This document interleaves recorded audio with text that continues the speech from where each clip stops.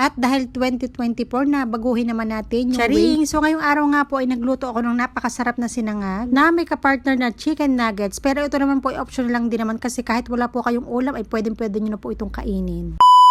Ito lang naman po yung mga sangkap na ginamit ko dito. Meron akong isang pirasong itlog, butter, bawang, at saka itong crab sticks. Kung wala po kayong crab sticks, pwede kayong gumamit ito ng longganisa o kaya naman hotdog. Ready na yung aking paglulutuan, kaya naman naglagay na ako dito ng butter at iginisa ko na itong mga bawang. At nung medyo brown na nga yung bawang, inilagay ko na dito yung ating kanin lamig or yung ating kanin tira-tira nung gabi. Kasi yung kanin ko, ilalagay ko lang din ito sa ref, titigas lang din ito doon. Kaya naman isasangag ko na lang po ngayong tanghalian.